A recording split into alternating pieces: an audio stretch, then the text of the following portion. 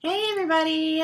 So today I want to talk about why we track our food and track our weight.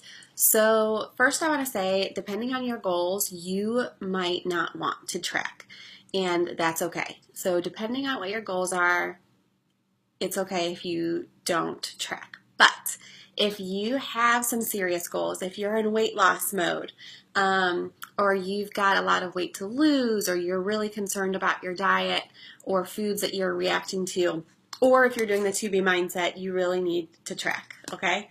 So I have some tips for you.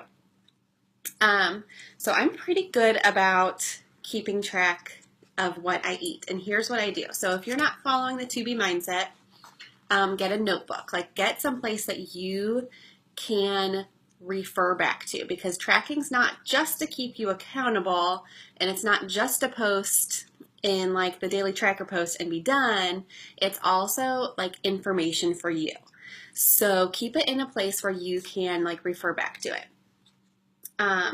So like for example, like I lost once I started 2B mindset and I was tracking, I lost like 4 pounds or whatever. I got to my goal weight, and then a couple months later, I gained it all back. So what I could do is look back in the journal, in the notebook, to find out when I was losing weight, like what was I eating, and then I could duplicate that. So you want to be able to do that. Say when I was losing weight, if that's your goal, what you were eating, and then later on you can kind of look back and say, okay, this is what was working then, I can try it again, or make like little, adjustments if needed. So also with like the 2B mindset, you weigh yourself every day. And so if you're doing that, it gives you a lot of information. And guys, like the scale, like we used to say, only weigh yourself every so often. It's not that big of a deal. And it truly isn't that big of a deal. But in my case, the scale and tracking my food is what told me my body was inflamed. So like I went back to what I was eating when I had lost weight, and I was tracking and I was doing all the right things, and my weight kept going up and up and up. And that's when I knew I had to go see the doctor and say, what on earth is happening? And that's how I found out that my body was inflamed. I was having all these reactions to foods. And so then going back, of course, you definitely want to track if you're having reactions to food, so you can figure out what foods you're reacting to. So, so I said, get a notebook. Then what I do is I do set aside like 3 times a day to make sure I write in it. So first thing in the morning, I write down my weight and the date. And if I know what I'm going to have for breakfast, I write it. If I don't, I skip that part. That part's not important. What's important is that you just like start it. You have it started first thing in the morning. Then sometime in the afternoon, mine is like usually after lunch before snack, I sit down again and I write my breakfast, I write my water, and then what I had for lunch. And then in the evening, right before I go to bed, I write my last thing. What happens is if you wait to the very, I swear every video I do, this cat needs to be in. This is Pumpkin. What you don't want to have happen is you wait till the very end of the day to track, and then you're like, I don't really remember what I had, forget it, it's too late, never mind.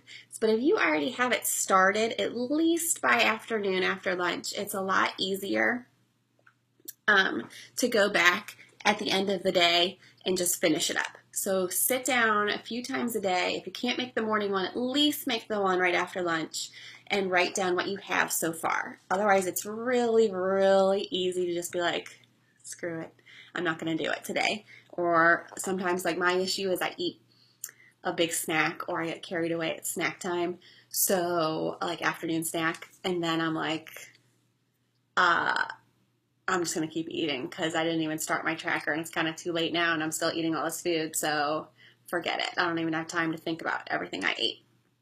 And so you kind of don't want to be in that frame of mind. So that's about, and then why people don't track, and why people maybe track but don't post.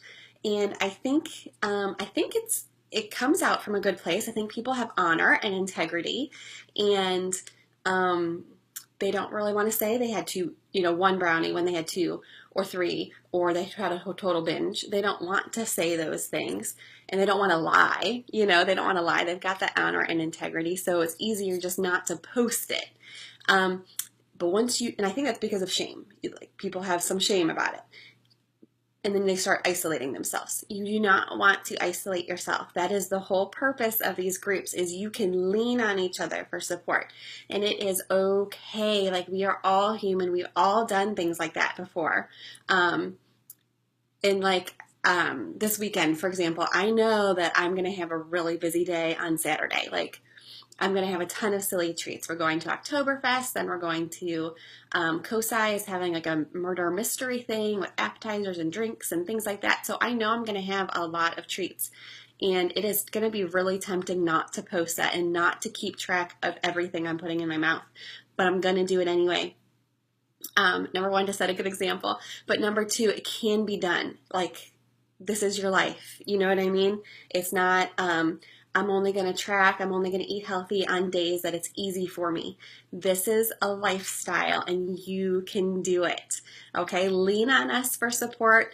Whatever question you're having or issue you're having, it has happened before. We have faced it before.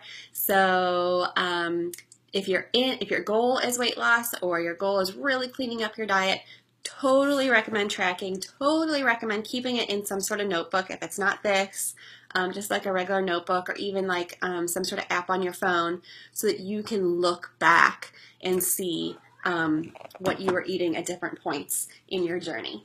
Okay? Bye, guys.